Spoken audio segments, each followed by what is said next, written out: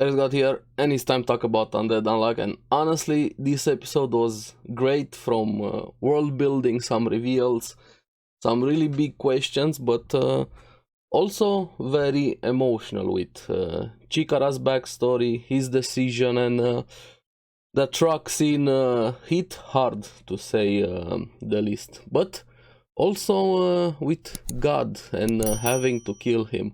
But anyway, let's get into the episode and talk about it now.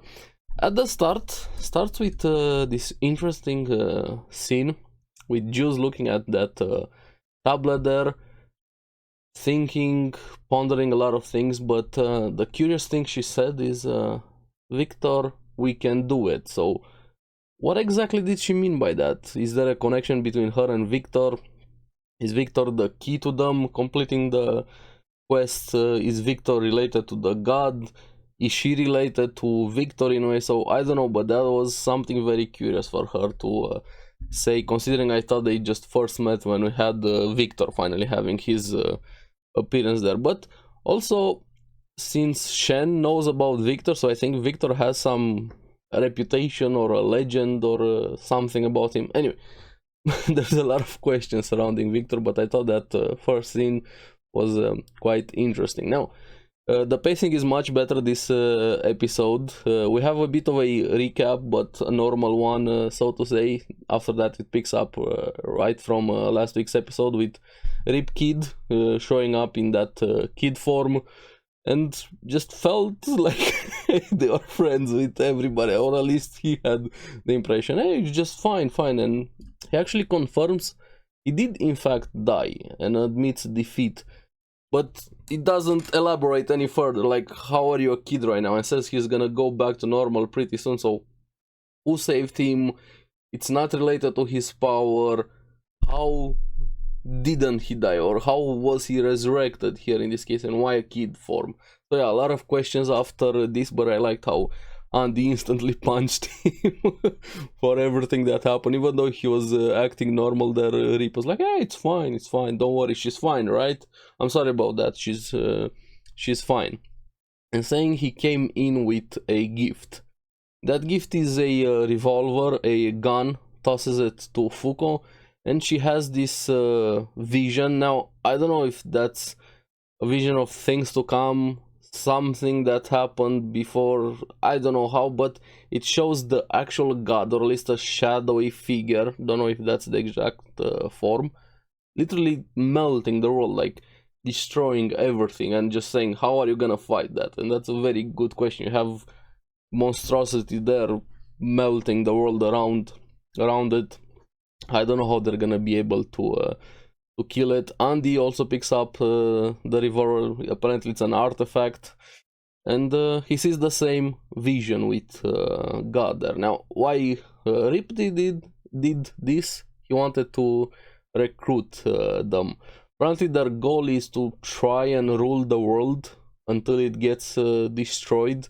So they're kind of rebelling against the world up to the point God decides to kill everything. But he also said something very curious. They can go to the next step. I don't know what exactly he meant by that, but there's a lot of questions after this episode when we see around the world a lot of the negators were having missions, even fighting with Creed, Fang there. But he also said this world turns because we live upon it as vessels. Now, I don't know what he meant about that. Very cryptic, a lot of cryptic things this episode. They're probably gonna make sense a bit later on into the series, and says the name of their organization is Under, so not just the hunters, the negator hunters. And apparently in 3 months, the world will flip and become fair. So again, very cryptic things. Maybe you guys picked up something I didn't. Let me know in the comments below. I have a lot of questions after this. Very intrigued about RIP, the organization that seems to be opposing Union. And don't give me spoilers. If you have read the source material, please don't reveal anything. Don't nod, hey, this on this. Not even vague spoilers. We're gonna find out along with the anime, but I knew they weren't gonna join. I like Andy instantly refusing to join, and determination that they're gonna kill God, and Rip just leaves. So that was pretty much the first half of the episode, kind of bringing in a lot of questions there. And after this, we have the emotional pain coming in. Chikara, right at that moment, he overheard everything about God and decides to run away, which is very understandable. I would have done the same way, considering everything that happened and everything he overheard. But even though he tried to use his freeze powers, he only gets Fuko, and Andy catches him.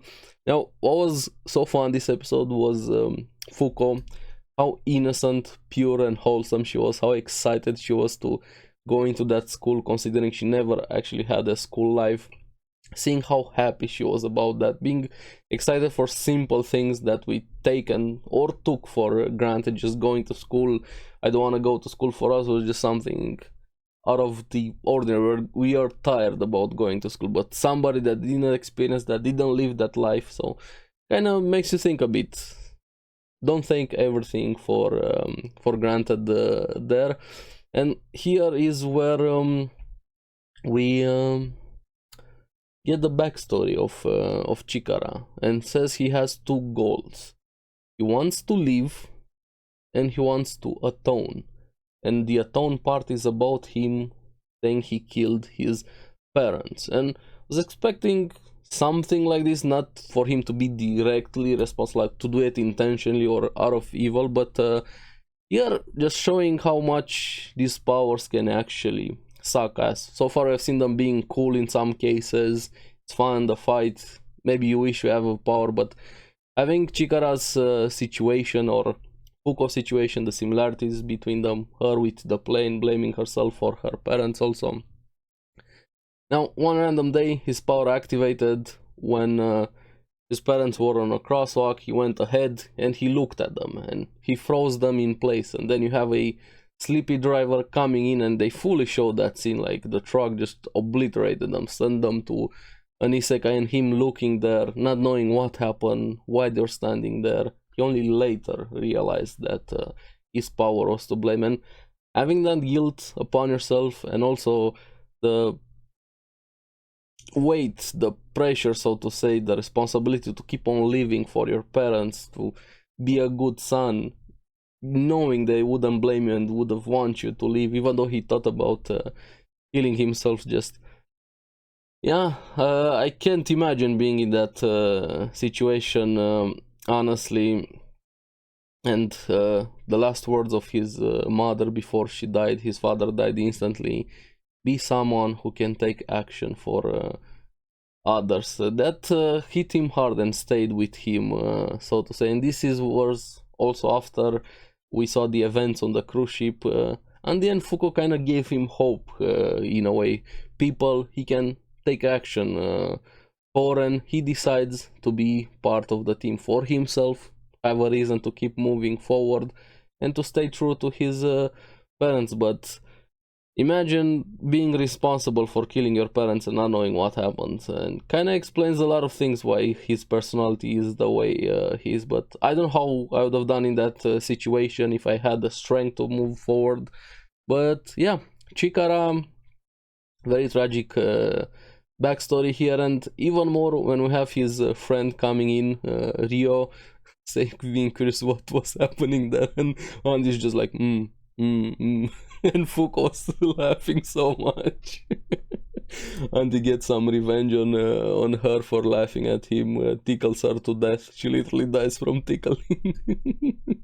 But here we have Chikara saying his goodbyes to his friend, freezing him in place to be able to talk there, and goes to union with Andy and Fuko, and makes a very tough choice, which I think is needed but very hard, to have everybody's memories deleted about him. His best friend Rio, the school, everybody that knew about him there. So he goes with them. Fuko also being very determined to beat God, and asks Andy to teach her how to fight, which I think is a very good choice. She needs to be able to defend herself a bit, maybe even use her powers in a more advantageous way. And after this we have a bit of a time skip at the round table, all of them prepared, an apocalypse comes in with new quests. So I'm very excited for more episodes to come. I'm glad the pacing is a bit better here. Chikara, an awesome choice. They have the 11th member here. I have a lot of questions after this episode, but so far the series has been really fun. So yeah, as always, thank you very much for watching. Remember to like and subscribe, helps me quite a lot, and you guys get the latest videos on the series that I follow. And make sure you comment down below what you guys thought about the episode, what you think about the series so far. Make sure to check out the podcast Because Anime, and I'm gonna see you again on the next one. Keep enjoying Undead Unluck. Bye bye.